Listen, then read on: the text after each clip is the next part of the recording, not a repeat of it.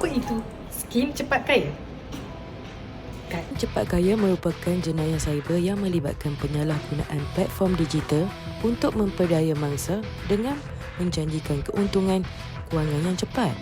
Penipuan menggunakan laman web, media sosial dan email untuk menjerat mangsa dengan promosi yang menggiurkan. Mereka sering menyembunyikan identiti sebenar dan lokasi operasi, menjadikannya mudah untuk menyebarkan skim secara global tanpa dikesan. Taktik mereka termasuk meminta pelaburan awal, menjanjikan pulangan tinggi tanpa risiko dan menggunakan sistem rujukan piramid. Jenayah cyber skim cepat kaya di Malaysia.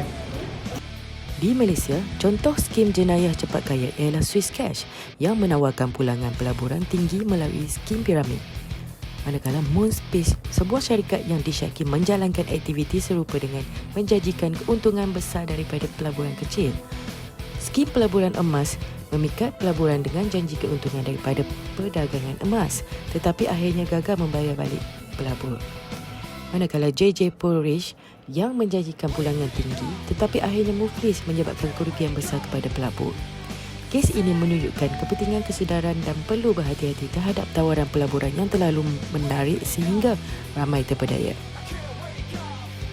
Jenayah cyber skim cepat kaya di luar negara. Di luar negara, contoh jenayah cepat kaya termasuk skim Ponzi pyramid Madoff di Amerika Syarikat yang merupakan salah satu penipuan besar dalam sejarah dengan kerugian berbilion dolar. MMM di Rusia, skim piramid besar yang menjanjikan keuntungan besar telah gagal sehingga kerugian berjuta-juta. BitConnect yang menawarkan pulangan tidak realistik ke atas pelaburan mata wang kripto dan dituduh sebagai skim Ponzi. Manakala OneCoin sebagai mata wang digital baharu tetapi tidak mempunyai blockchain sebenar dan akhirnya menjadi penipuan besar. Manakala Telefat Free di Brazil, skim piramid yang menyamar sebagai syarikat komunikasi menarik pelaburan menjanjikan keuntungan tinggi daripada jualan VIP. Skim cepat kaya, macam mana yang terjadi? Pertama, pasti nak cepat kaya. Yang kedua, kurang kesedaran tentang risiko. Yang ketiga, pengaruh iklanan dan pemasaran yang sangat menarik. Keempat, tekanan ekonomi dan keperluan kewangan yang sangat mendesak. Kelima, pengaruh sosial dan testimoni palsu yang banyak. Keenam, kurang pengetahuan dalam ilmu pelaburan. Yang ketujuh, kepercayaan berlebihan kepada pembina. Siapakah target mereka? Target mereka ialah 1. Individu yang mencari pendapatan tambahan yang cepat. Kedua, mereka yang punya pengetahuan dalam pelaburan yang rendah. Ketiga, mangsa mudah percaya dengan janji untung besar. Keempat, tekanan wang dan hutang-hutang. Kelima, pengguna aktif media sosial dan internet. Keenam, warga emas atau orang yang tidak mempunyai akses kepada maklumat yang sah. Ketujuh, terpengaruh dengan testimoni kejayaan palsu.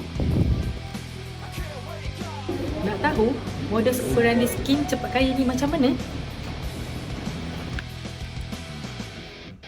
1. Menjanjikan pulangan yang tinggi dalam masa yang singkat. Kedua, menggunakan testimoni ulasan palsu untuk meyakinkan. Ketiga, memerlukan pelaburan awal daripada peserta.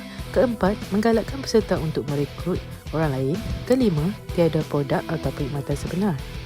Keenam, menggunakan platform digital untuk pengedaran yang meluas. Akhir sekali, pengurusan sistem hilang bersama dana pelaburan.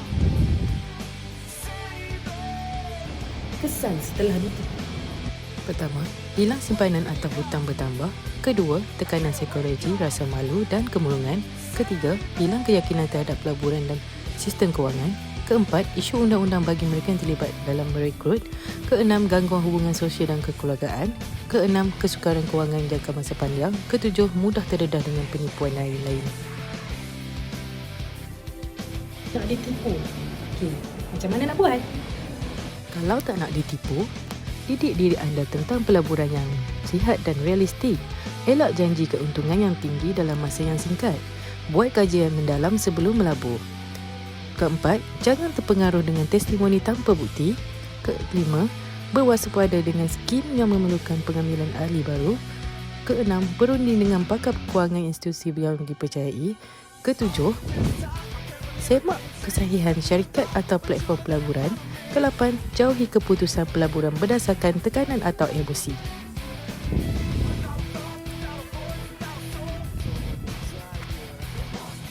Cegah skim cepat kaya. Ikuti langkah efektif berikut. Peranan individu. Tingkatkan celik kewangan, berhati-hati dalam menabur.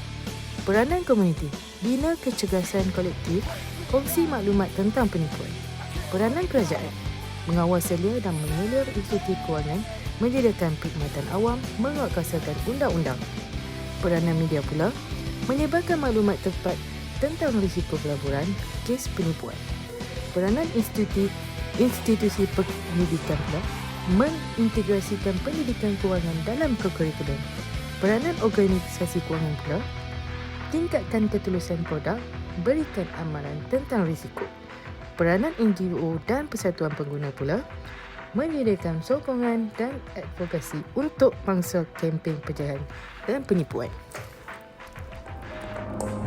Bijak melabur, elak janji palsu.